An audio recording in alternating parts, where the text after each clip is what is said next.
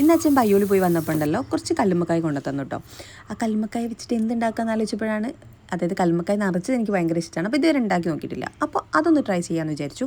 അപ്പോൾ കുറച്ചൊന്നും എടുത്തിട്ട് നന്നായിട്ട് ക്ലീൻ ചെയ്തിട്ടുണ്ട്. എന്നിട്ട് ഇതാ വെള്ളം ഉറ്റിപ്പോയിട്ട് അങ്ങനെ വെച്ചിട്ടുണ്ട് ഒരു പാത്രത്തിൽ.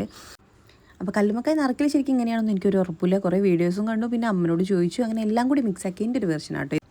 നമ്മൾ ഈ വേവിച്ച മിക്സിലേക്ക് കുറച്ച് മല്ലിയിലയും പുതിനയിലയും വലിയ ജീരകവും കുറച്ച് മഞ്ഞൾപ്പൊടിയും ഒരു കഷ്ണം വലിയുള്ളിയും കൂടി ഇട്ടിട്ട് നന്നായിട്ട് പേസ്റ്റ് ആക്കി എടുക്കുക.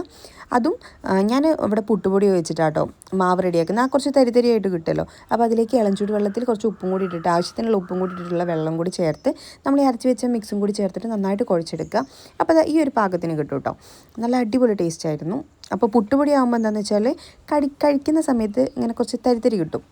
നോർമൽ അരിപ്പൊടിയാണെന്നുണ്ടെങ്കിൽ ഇങ്ങനെ ഒട്ടിക്കളിക്കും. അപ്പോൾ ഇത് രണ്ടും നല്ല വ്യത്യാസമുണ്ട് കേട്ടോ. അപ്പോൾ നമ്മൾ ചിലപ്പം കടയിൽ നിന്ന് വാങ്ങുമ്പോൾ നമുക്ക് അരിപ്പൊടി ആയിട്ടുള്ളത് കിട്ടാറുണ്ട്. അപ്പോൾ ഞങ്ങൾ പണ്ട് വടകര പോയ സമയത്ത് അവിടുന്ന് ഒരു ഏട്ടൻ്റെ കടയുണ്ട്. അവിടുത്തെ കല്ലുമ്മക്ക ഭയങ്കര ടേസ്റ്റ് കേട്ടോ. അതായത് അവർ ഈ മാവിന് നല്ല ഒരു തരിതരി ഉണ്ടാവലുണ്ട്. അപ്പോൾ ആ ഒരു ഇതിലാണ് പുട്ടുപൊടി ആക്കാമെന്ന് വിചാരിച്ചത്. അപ്പോൾ പുട്ടുപൊടി വെച്ചിട്ട് ട്രൈ ചെയ്തപ്പോൾ അടിപൊളി റിസൾട്ടായിരുന്നു കേട്ടോ. അപ്പോൾ ഞാൻ എല്ലാം നിറച്ച് വെച്ചു. ഇത് ആവി കയറ്റി എടുത്തിട്ടുണ്ട്. ഇനി നമുക്ക് ഇതും ഷെല്ലും കൂടി ഒന്ന് സെപ്പറേറ്റ് ചെയ്തെടുക്കാം കേട്ടോ. അപ്പോൾ ഫ്രഷ് ആയ കല്ലുമ്മക്കായ എന്നുണ്ടെങ്കിൽ ഇത് പെട്ടെന്ന് ഇങ്ങനെ അതിന്ന് സെപ്പറേറ്റായി വരും കേട്ടോ പറഞ്ഞു കേട്ടത്. എനിക്ക് വലിയ ഐഡിയ ഇല്ല. അപ്പോൾ നമുക്കിനിത് പൊരിച്ചെടുക്കാം. അപ്പോൾ കാശ്മീരി ചില്ലി പൗഡർ ആണെങ്കിൽ കുറച്ചും കൂടി കളർഫുള്ളായിരിക്കും കേട്ടോ. കാണാനായിട്ട് നല്ല ഭംഗിയും ഉണ്ടാവും. മറ്റേതാണെങ്കിൽ കുറച്ച് എരിവ് കൂടുതലായിരിക്കും. ഞാൻ നോർമൽ മുളക് പൊടിയാണ് എടുത്തത്. അതിൽ കുറച്ച് ഗരം മസാലയും ആവശ്യത്തിന് ഉപ്പും വെള്ളം കൂടി ചേർത്തിട്ട് ഒന്ന് മിക്സ് ആക്കി എടുക്കുക. അതിനുശേഷം നമ്മളിപ്പോൾ കുക്ക് ചെയ്ത് വെച്ചിട്ടുള്ള കല്ലുമ്മക്കായ ഉണ്ടല്ലോ, അത് അതിൽ മൊത്തത്തിലൊന്ന് കവർ ചെയ്തിട്ട് കുറച്ച് എണ്ണയിലൊന്ന് തിരിച്ചും മറിച്ചൊക്കെ ഇട്ടൊന്ന് പൊരിച്ചിട്ട് എടുക്കാം.